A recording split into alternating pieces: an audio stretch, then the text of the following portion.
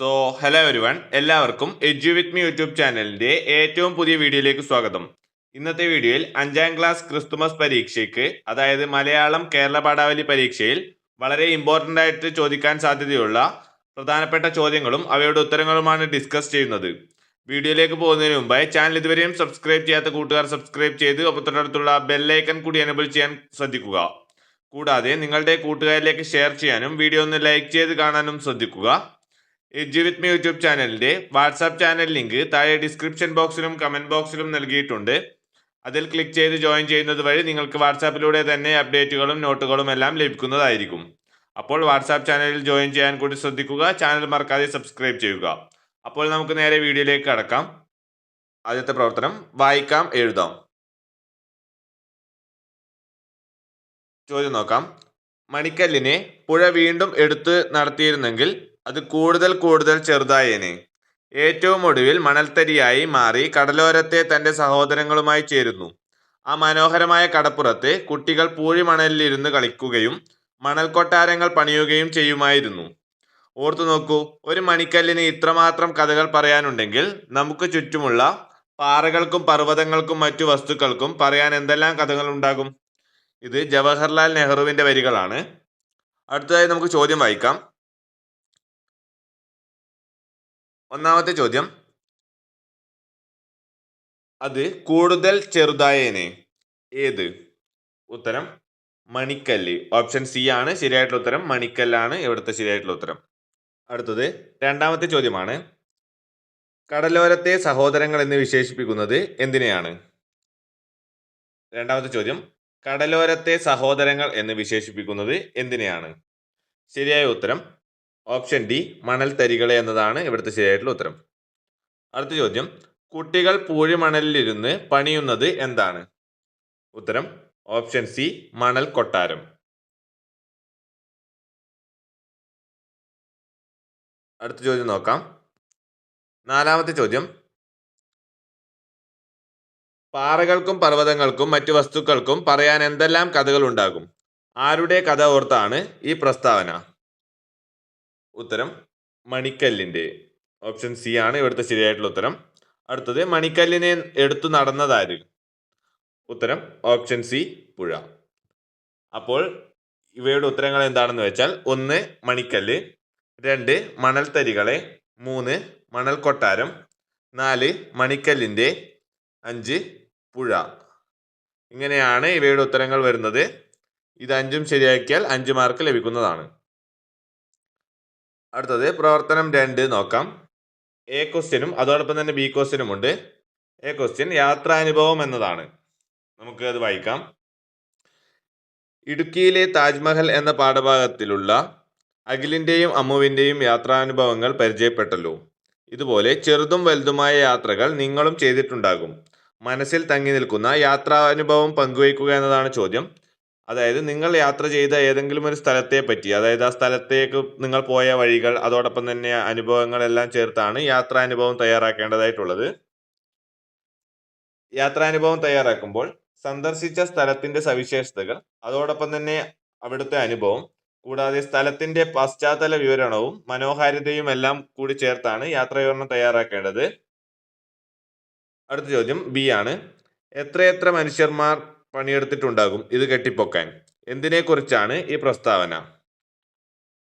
ഉത്തരം ഇടുക്കി ഡാം എന്നതാണ്. അടുത്ത ചോദ്യം നോക്കാം. പ്രവർത്തനം 3 കത്ത് എന്നതാണ്. ചോദ്യം, ചിത്രത്തിൽ ആരെയൊക്കെയാണ് കാണുന്നത്? പോസ്റ്റ്മാനെ, വീട്ടമ്മയെ, കുഞ്ഞിനെ അല്ലേ? കത്തുകളിലൂടെ വിവരങ്ങൾ കൈമാറിയിരുന്ന കാലം നമുക്കുണ്ടായിരുന്നു. ഇപ്പോൾ മൊബൈൽ ഫോണിൽ സന്ദേശങ്ങളുടെ കാലമാണല്ലോ. കത്തെഴുത്തിന്റെ സുഖം അറിയണമെങ്കിൽ അത് എഴുതുക തന്നെ വേണം. ഓണാഘോഷത്തെക്കുറിച്ച് പ്രിയ സുഹൃത്തിന് കത്ത് തയ്യാറാക്കുക എന്നതാണ് ചോദ്യം. കത്ത് തയ്യാറാക്കുമ്പോൾ ആദ്യം തന്നെ ഒരു ബോർഡർ വരക്കുക, വളരെ അത്യാവശ്യമാണ്. ശേഷം അതിൻ്റെ വലതുഭാഗത്തായി ആർക്കാണോ അയക്കേണ്ടത് എന്നത് എഴുതുക. ആരാണോ അയക്കുന്നത് എന്ന് എഴുതുക. ശേഷം ഒരു അഡ്രസ്സ് കൂടി എഴുതുക. ശേഷം നമ്മൾ അയക്കുന്ന ആളിൻ്റെ അഡ്രസ്സ് എഴുതുക. അതേപോലെ വലതുഭാഗത്ത് ഇവിടെ ഡേറ്റ് നൽകിയിരിക്കേണ്ടത് അത്യാവശ്യമാണ്. ശേഷം പ്രിയപ്പെട്ട എന്ന് പറഞ്ഞ് നിങ്ങളുടെ സുഹൃത്തിൻ്റെ പേര് എഴുതുക. ശേഷം നിങ്ങളുടെ ഓണാഘോഷത്തെക്കുറിച്ചുള്ള കുറച്ച് കാര്യങ്ങൾ എഴുതുക. കൂടാതെ അദ്ദേഹത്തോട് ഇനി അടുത്ത ഓണത്തിന് നമുക്ക് ഒരുമിച്ച് ആഘോഷിക്കാം എന്ന കാര്യം കൂടി ചേർത്താണ് ഓണാഘോഷത്തെക്കുറിച്ച് പ്രിയ സുഹൃത്തിന് കത്ത് തയ്യാറാക്കേണ്ടതായിട്ടുള്ളത്. അടുത്ത ചോദ്യം പ്രവർത്തനം 4 വിവരണം എന്നതാണ്. A question. ഇവിടെ പെരുമഴ എന്ന കവിത നൽകിയിട്ടുണ്ട്. പെരുമഴയെക്കുറിച്ചാണ് ഈ കവിത. പുഴയുടെ കൂട്ടുകാരിയായ ചാറ്റൽ മഴയെ മഴ ചാറുമ്പോൾ എന്ന കവിതയിലൂടെ പരിചയപ്പെട്ടല്ലോ. മഴയെ ഇഷ്ടപ്പെടുന്നവരും അല്ലാത്തവരും ഉണ്ടാകാം. മഴ തോർന്നൊഴിയുമ്പോഴുള്ള അവസ്ഥയെക്കുറിച്ച് വിവരണം തയ്യാറാക്കുക. ഇവിടെ മഴ തോർന്നൊഴിയുമ്പോൾ ഉള്ള അവസ്ഥയെക്കുറിച്ചാണ് എഴുതാൻ പറഞ്ഞിട്ടുള്ളത്. അതായത് മഴ പെയ്തതിന് ശേഷം എന്തെല്ലാം മാറ്റങ്ങളാണ് പ്രകൃതിയിൽ ഉണ്ടാവുക എന്ന കാര്യമാണ് ഇവിടെ എഴുതേണ്ടതായിട്ടുള്ളത്. നമുക്കറിയാം, മഴ പെയ്തതിന് ശേഷം മണ്ണിന് നല്ല ഗന്ധമുണ്ടായിരിക്കുന്നതാണ്. അതോടൊപ്പം തന്നെ ധാരാളം തവളകൾ, അതോടൊപ്പം തന്നെ മറ്റ് ചെറിയ ചെറിയ ജീവികളെല്ലാം അവരുടെ ശബ്ദങ്ങളും അതോടൊപ്പം തന്നെ അവയെയും നമുക്ക് നേരിട്ട് കാണാൻ സാധിക്കുന്നതാണ്.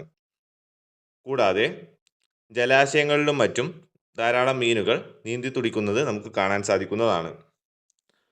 കൂടാതെ നമ്മൾ മഴ ഒഴിഞ്ഞതിന് ശേഷം മരങ്ങളിലും മറ്റ് ചെടികളിലും നല്ലൊരു ഉന്മേഷം നമുക്ക് കാണാൻ സാധിക്കുന്നതാണ്. കൂടാതെ മനുഷ്യരിലും നമുക്കത് കാണാൻ സാധിക്കുന്നതാണ്. ഈ അവസ്ഥയെല്ലാം കൂടി ചേർത്താണ് വിവരണം തയ്യാറാക്കേണ്ടതായിട്ടുള്ളത്.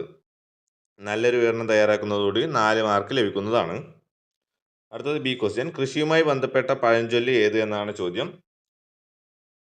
ശരിയായിട്ടുള്ള ഉത്തരം മണ്ണ് പൊന്നാക്കണം എന്നതാണ് കൃഷിയുമായി ബന്ധപ്പെട്ട് ഇവിടുത്തെ പഴഞ്ചൊല്ല്. അടുത്തത് പ്രവർത്തനം 5 പ്രസംഗമാണ്. എ ക്വസ്റ്റ്യൻ പ്രസംഗം.